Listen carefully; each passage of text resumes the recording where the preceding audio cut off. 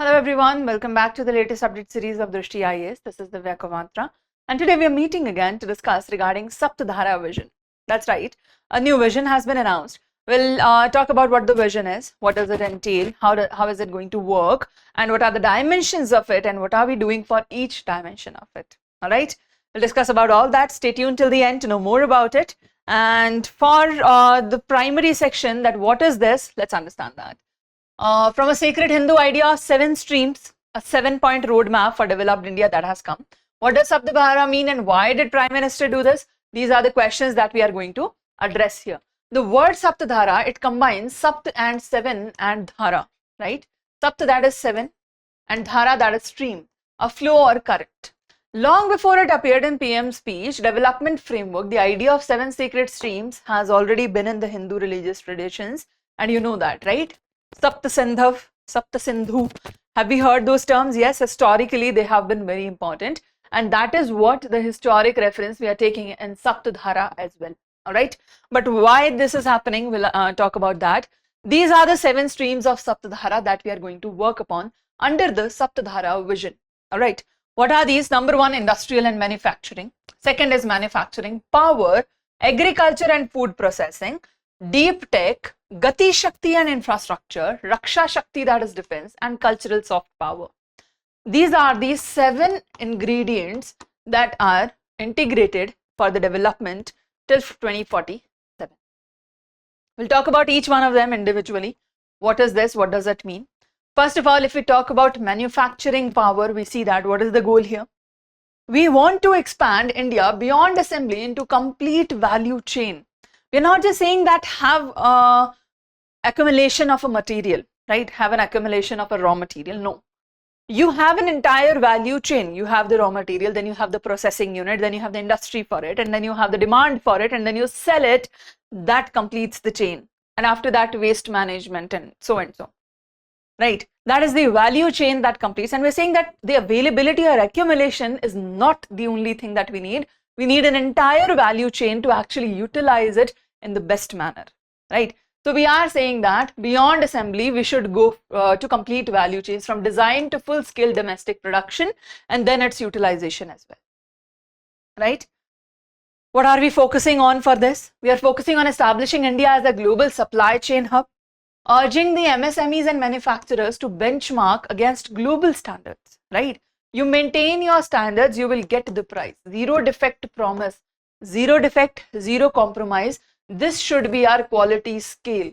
If we are working on this, we match the global standards, we meet the demand, nothing can stop us, right? But because the quality compliance is a little bit low today, most of our products don't get qualified on the foreign soil. That is creating a problem in exports. If you raise the quality, you will get higher price. So don't worry about the input that you are giving to it, right? That is what we are encouraging the MSMEs to do now. Second is agriculture and food processing. In agriculture and food processing, what we are doing, we're transforming traditional farming. How are we transforming traditional farming? By connecting the farm directly to international export. No mediator. We know that mediators generally make it difficult. No mediator, directly connecting a farm to the international export market, right?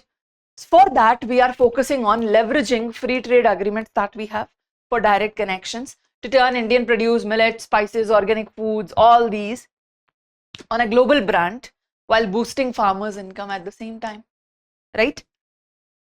Yeah, 2 birds with 1 stone. Technology and innovation. The goal is to position India as a global tech leader rather than just a technology consumer. Right now, the identity of India is as the largest technology consumer. We want to become a producer as well, not just the consumer. For that, we are focusing on next generation technologies such as AI, quantum computing, space exploration, data centers, rolling out the made in India, 6G communications. We are talking about 6G while we are running on 5G. Clear? That is the step ahead we are taking or focusing on. Next thing is Gati Shakti infrastructure. For that, the goal is to build seamless next generation national connectivity. Focus is high speed rail networks, interlinking major urban hubs, modernized port-led developments. Why? Because when we talk about Gati Shakti or infrastructure, what does it mean? And what do we want to do through this?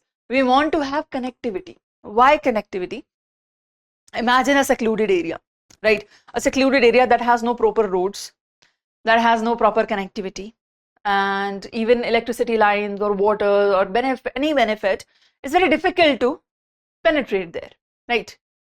Now imagine you revamp the same village, you revamp the same area, you connect a road there.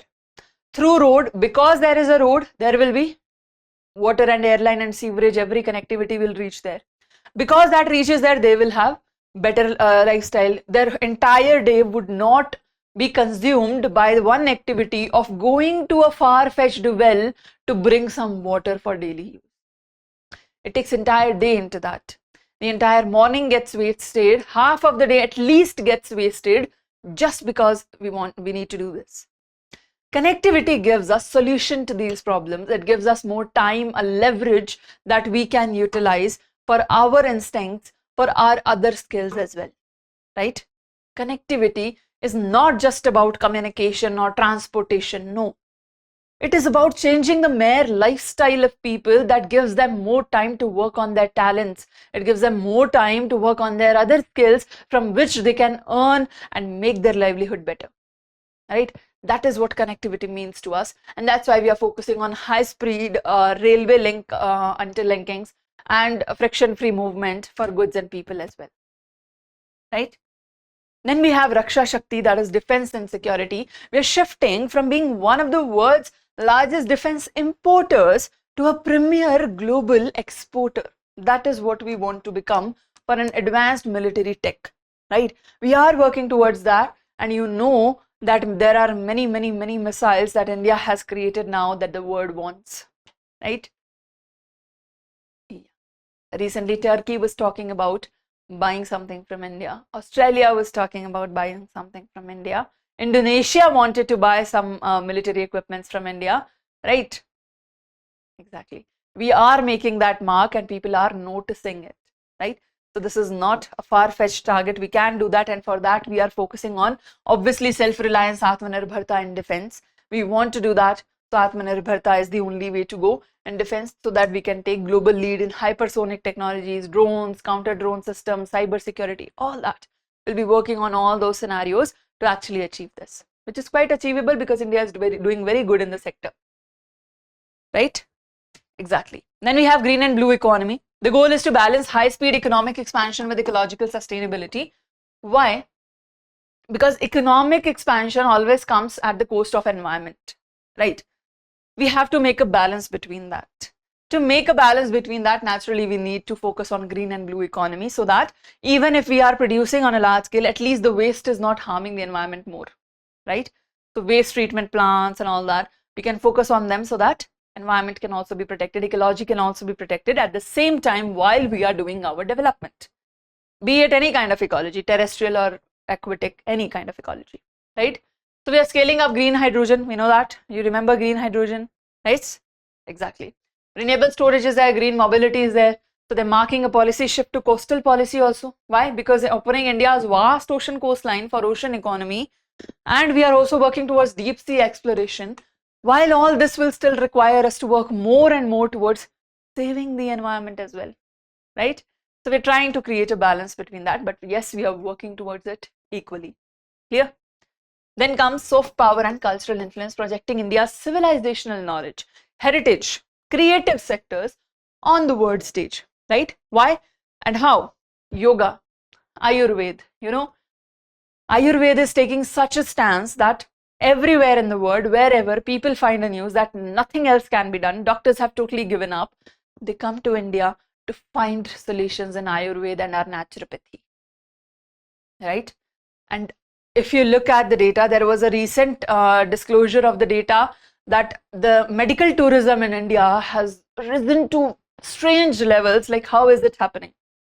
What was the data? Tell me, what is the level of medical tourism in India? Tell me in the comment section, according to the recent data, how much of medical tourism is India getting?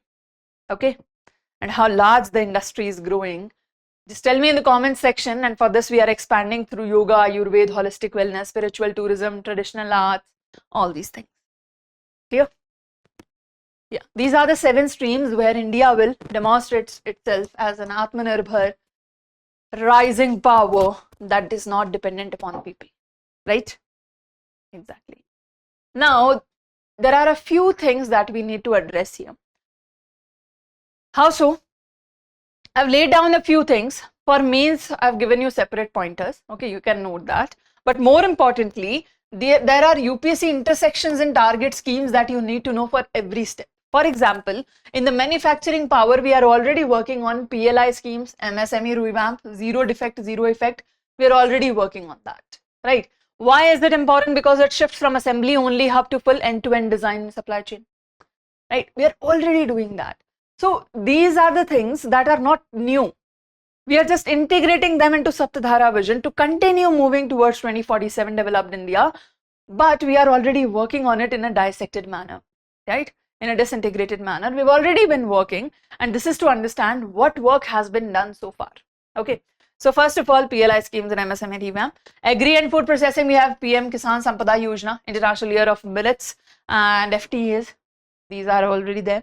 This is helping us forward backward integration, farm to export market links, and increasing rural income as well.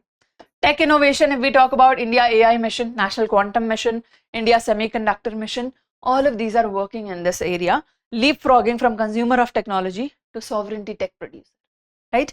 Gati Shakti, National Master Plan, Sagarmala, high-speed rail corridors, all these are what? Efforts in the same direction, right? Reducing national logistics cost to single-digit GDP for trade competitiveness, all that. Clear? Yeah. Then comes the defense power, positive indigenization list, IDEX, hypersonic and drone tech, all these are classic examples, transitioning from world's largest arms importer to net defense exporter. That is quite a position, right? Then green and blue economy, green hydrogen, blue mission, green hydrogen mission, deep ocean mission, coastal logistics, all that. Dual target is your net zero emission alongside sustainable resource exploitation also. Balance, that's what we talked about. Soft power, Ayush expansion, International Day of Yoga, cultural diplomacy, like the peacock. Did you see the video I made regarding peacock diplomacy, right? What is that? Cultural diplomacy, soft diplomacy, right? Gifting 5 peacocks to UN. What good does that do? But it does a lot of good. You'll see that. That is maintaining relations, soft power. Leveraging civilizational heritage of geopolitical leverage and tourism revenue, right? Across all seven, if you notice, we have already been doing a lot, and we will be doing a lot more in the coming future, right? Yeah. So this is definitely going in a very good direction. What is the core philosophy behind this? Like, how is it going to function, right? What is the ideology behind this? To understand that, let's see one thing, that rather than approaching sectoral groups, right? We were doing what? Inside us, the Saptadhara framework, what it does is it integrates all of them, right? While you're working on one, it creates an impact on the other. How so? You bring connectivity, you will start having manufacturing there. How? Because they know that now they can go and sell it somewhere because they have connectivity and easily reach other positions and come back home, right? Otherwise, stepping out of their regions and going somewhere is a very difficult task for them. But now, because there is connectivity, they can produce something, maybe an agricultural produce or a cottage industry. They produce something, they go and sell, and they boost the economy and their own income as well. Manufacturing begins. From that manufacturing, they will have access to outer market. In the outer market, they will see more demands and more products, and they will get accustomed to the new lifestyle also. With that, they will create a demand. That demand will also fulfill our Indian economy, right? That is how the chain works. You change one thing, you change every other thing. That's why they're saying that all of them are connected. It is not individualistic that we are developing everything. No, you develop one thing, it creates an impact on every other thing. Won't they have access to good health system then? If they can travel to cities, major cities, they'll be able to get better health access, right? Doesn't that improve their life expectancy, their conditions, decreasing the maternal mortality rates? Yes, infant mortality rates, because they can go to doctors now, they can go to hospitals now, they have that access. It changes a lot. Just by one factor, you can change the rest of the other factors also, right? That is how they are interconnected. So they're saying that we were, dissecting it everywhere, but now we need to integrate that, and the Saptadhara framework is giving development as an integrated multi-stream ecosystem, right? You're creating an ecosystem where if you work on one thing, everything else gets impacted, right? Just like a food chain. If one animal goes missing from the food chain, things change, right? So strategy relies heavily on leveraging India's youth demographic, obviously. We are playing this game, the entire game is being played depending upon the youth demographic, right? The demographic dividend that India has, the peak that is about to come, and that will stay till 2047, and that way we will have development, right? Next 5 to 7 years, we need to focus on all these areas so that we can anchor the development till 2047. Clear? Exactly. That is regarding Saptadhara vision. I hope you understand what the vision is, what we are doing for it, and what future goal we have and how we are focusing on it. We've answered all those questions. I hope the idea is clear, the core philosophy is clear. Yes? All right. So on that note, we have a question for you regarding the same. Read the question, give us your answer in the comment section.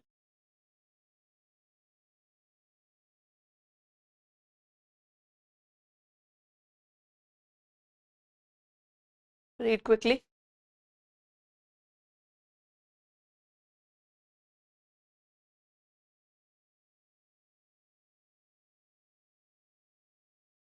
Done? Alright, let us know your answer in the comment section, and on that note, if you want to join us for more such current affair discussions, you can always join the session that runs at 8:30 AM live on Drishti IAS English channel, Monday to Saturday, where we discuss the Hindu newspaper, PIB analysis, practice questions, all of that in one single session, starting at 8:30 AM live, Monday to Saturday. Alright, subscribe to the channel and join the session every day for more such discussions on current affairs. Alright, okay, so that's about it. Thank you so much for joining in. We'll see you in the next video. Till then, take care. Thank you. Bye-bye.